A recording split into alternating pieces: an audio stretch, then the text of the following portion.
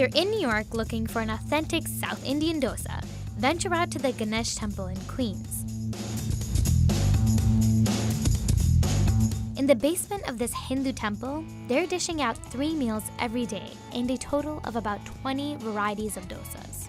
New York Magazine, Zagat, and the New York Times have all dubbed the temple canteen's dosas some of the best in the city.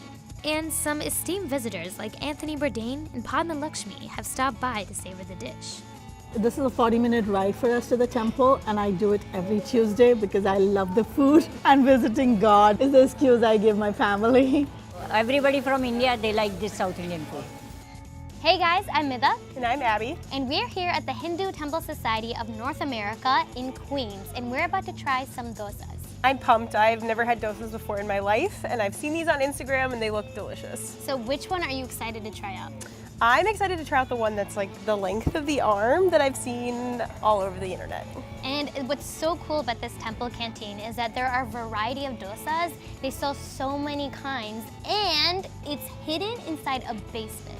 So let's go find it.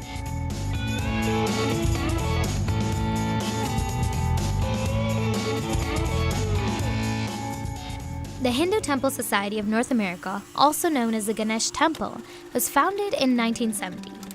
The temple canteen soon followed, in the basement of the temple in 1993. At first, the canteen prepared only naivedyam, or food offerings to Hindu deities. Every day first सबसे पहले भगवान के लिए प्रसाद बना लेते हैं, उसके बाद कैंटीन का आइटम बना लेते हैं. यहाँ के जितने भी शेफ है सारा पंडित लोग हैं, ब्राह्मण हैं सब. Eventually, it began dishing out its iconic dosas for temple goers and visitors alike. Even in the temple, everybody is invited to come. So why would we differentiate in the canteen? I tell you, food anywhere will bring people together. The canteen caters to a strict Hindu vegetarian diet. So the dosas are filled with ingredients like potatoes, onions, and Indian spices called masala. The origins of Indian food in America are complicated, but many agree the cuisine likely showed up on the West Coast in the early 1900s. According to NYU professor Krishnendu Ray, who's been studying the cuisine's rise for almost 2 decades, advertisements for Indian restaurants appeared in New York City's white newspapers in about the 1920s. But it wasn't until the 1980s that foods like naan and tikka masala became more common. South Indian food, however, didn't often show up on menus. Today, of the roughly 400 Indian restaurants in New York City, Ray says only about 50 of them serve South Indian cuisine. And the one dish that's keeping South Indian food alive? The dosa. Everybody knows what dosa is, what idli is, what vada is, everything. But in the beginning, going back 20, 30 years ago, it was almost unknown, practically unknown. And it was only being made in the homes, really. And maybe in some big restaurants if you go down to the city, where you pay arm and a leg for that. So here, when we started this, and it's not only for our community, and the local people started coming. So once they come, they have the taste, it just brings them back here again. The temple canteen still sits humbly, as it always has, in a temple basement, complete with folding chairs, paper plates, and some really good dosas. This gets as close to mom's food back in India as it can. Dosas are traditionally vegetarian, made from rice flour and lentils. For dosa dough, we are soaking the rice overnight and then white lentil together soaking overnight and then grind it here and then keep aside for 1 day for fermentation and then we are making dosa. Chefs ladle the batter onto the grill, spread on vegetarian toppings, and fold the dosas into a triangle, cone, or cylinder shape. We decided to try the 3 most popular dosa varieties. The Pondicherry masala, a triangular dosa stuffed with onions, green chilies, a spicy mixture, and potato masala. The Rava dosa, made with cream of wheat as well as onions, green chilies, and coriander mixed right in the batter. And the paper dosa, a giant crispy version of the dosa that is just the batter cooked up with ghee.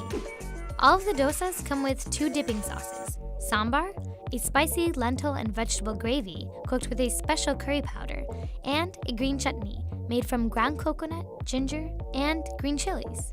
We are making here so many varieties of dosa, around 20 varieties of dosa here.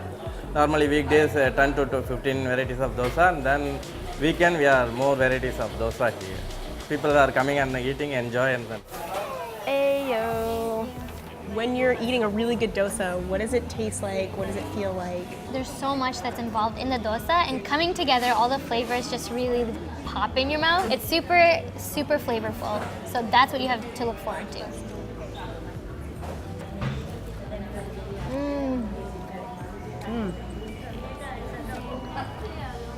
This definitely has a kick to it.